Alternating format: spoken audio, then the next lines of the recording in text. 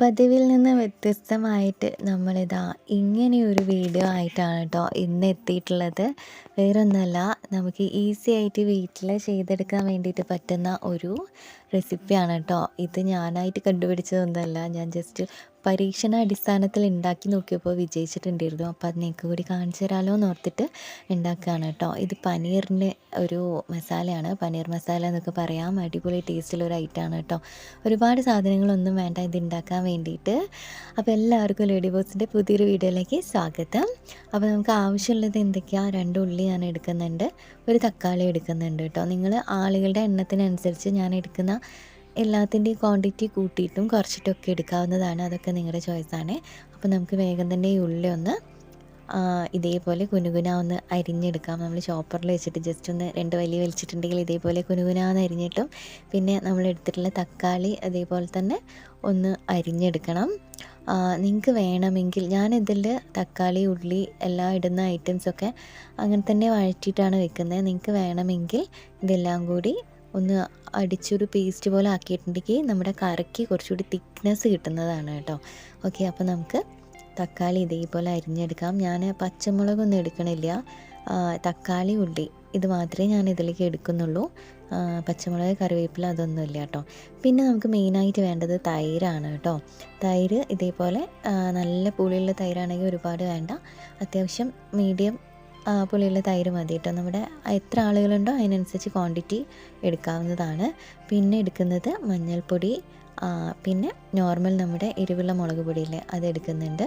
പിന്നെ മൂന്നാമതായിട്ട് ഞാൻ എടുക്കുന്നത് നമ്മുടെ കാശ്മീരി ചില്ലി പൗഡറാണ്. നമ്മുടെ കറിക്ക് നല്ലൊരു കളർ കിട്ടാൻ വേണ്ടിയിട്ട് ഇത് അടിപൊളിയാണ്. അപ്പോൾ ഇതും കൂടി എടുക്കുന്നുണ്ട്. പിന്നെ നിങ്ങൾക്ക് ഇതിലേക്ക് മല്ലിപ്പൊടി ചേർക്കാം, ഇല്ലെങ്കിൽ നമ്മുടെ എന്താ പറയുക ചിക്കൻ മസാലയില്ലേ അത് ചേർത്ത് കൊടുക്കാം. ഞാനിപ്പോൾ ഇവിടെ എടുക്കുന്നത് നമ്മുടെ ചിക്കൻ മസാലയാണ് കേട്ടോ. നിങ്ങൾക്ക് ഇഷ്ടമുള്ള മസാല ഏതാണോ അത് ചേർക്കാവുന്നതാണ്. ഞാൻ ചിക്കൻ മസാല ചേർക്കുന്നതേ ഉള്ളൂ. അപ്പോൾ അതും കൂടി ചേർത്തിട്ടുണ്ട്. ഇനി ഇതിലേക്ക് ഈ ഒരു മിക്സിലേക്ക് ആവശ്യമായിട്ടുള്ള ഉപ്പ് കൂടി ചേർത്തിട്ട് ഇവനെ നന്നായിട്ടൊന്ന് മിക്സ് ചെയ്തെടുക്കാം. ആ മിക്സ് ചെയ്യുമ്പോൾ തന്നെ നല്ല ഭംഗിയില്ല കാണാൻ വേണ്ടിയിട്ട്.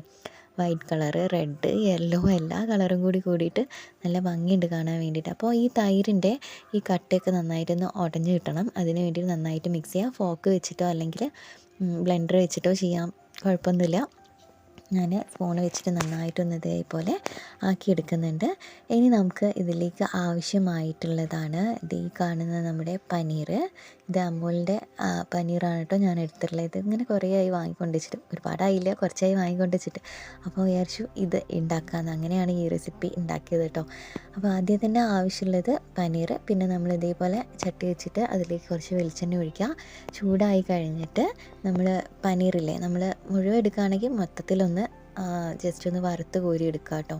ഒരുപാട് ബ്രൗൺ കളർ ആവണ്ട, ജസ്റ്റ് ഒന്ന് മുരിഞ്ഞ് കിട്ടിയാൽ മതി. ജസ്റ്റ് ഒന്ന് ഫ്രൈ ആക്കി എടുത്താൽ മതി കേട്ടോ.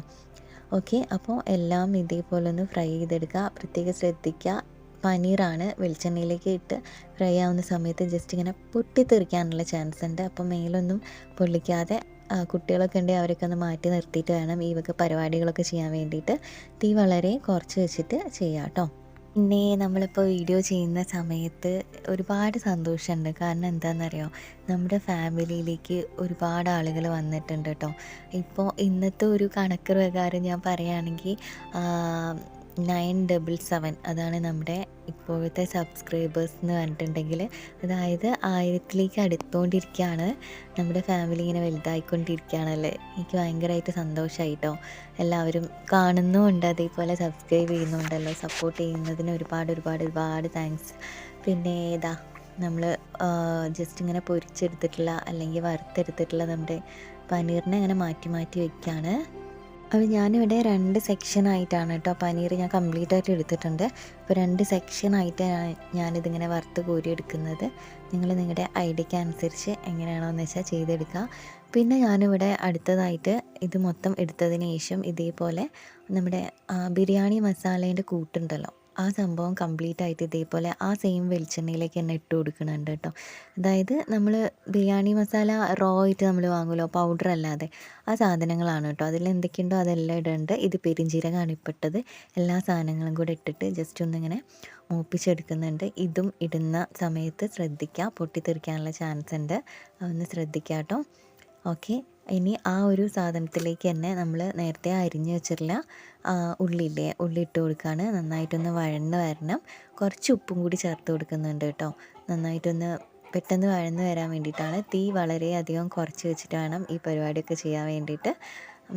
എന്താ ഇനി പറയാനുള്ള കാര്യം എന്ന് പറഞ്ഞിട്ടുണ്ടെങ്കിൽ, ശരിക്കും ഞാൻ ഈ യൂട്യൂബ് ചാനൽ തുടങ്ങിയിട്ട് കുറേ ആയി കേട്ടോ. കുറേ ആയി എന്ന് പറയുകയാണെങ്കിൽ 2021 ഞാൻ യൂട്യൂബ് ചാനൽ തുടങ്ങിയത്.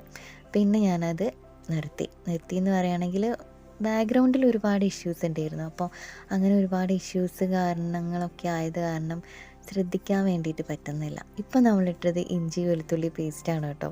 ഇടയ്ക്ക് ഞാൻ അതും കൂടി പറഞ്ഞുതരാം. ഓക്കെ, അപ്പോൾ ബാക്ക്ഗ്രൗണ്ടിൽ ഒരുപാട് ഇഷ്യൂസും കാര്യങ്ങളൊക്കെ ഉള്ളത് കാരണം അതിലേക്ക് അങ്ങോട്ട് ശ്രദ്ധിക്കാൻ വേണ്ടിയിട്ട് പറ്റുന്നില്ല. പിന്നെ അവിടെ നിർത്തി.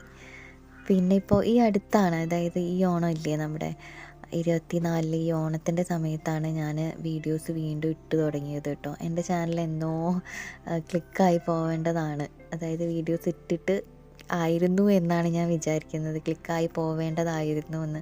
കാരണം കുറേ ആയി നമ്മളിത് ചെയ്യാൻ വേണ്ടി തുടങ്ങിയത്. അങ്ങനെ നമ്മൾ അരിഞ്ഞ് വെച്ചുള്ള തക്കാളി കൂടി ഇതിൽ ചേർത്തിട്ടുണ്ട് കേട്ടോ. നന്നായിട്ടൊന്ന് വഴന്ന് വരട്ടെ. അപ്പോൾ 2021 നമ്മൾ ചാനൽ സ്റ്റാർട്ട് ചെയ്തിട്ട് ഇപ്പോഴാണ് ഇത്രയും സബ്സ്ക്രൈബേഴ്സ് ആവുന്നത്. അപ്പോൾ നമ്മൾ നേരത്തെ ചെയ്ത് വെച്ചിട്ടില്ല, നമ്മൾ തൈരിൻ്റെ ആ മിക്സ് ഉണ്ടല്ലോ, ആ കൂട്ട്, അത് ഈ ഒരു വഴന്ന് വന്നിട്ടുള്ള ഉള്ളി തക്കാളി ഈ ഒരു മിക്സിലേക്ക് ഇട്ട് ചേർത്ത് കൊടുക്കുകയാണ്.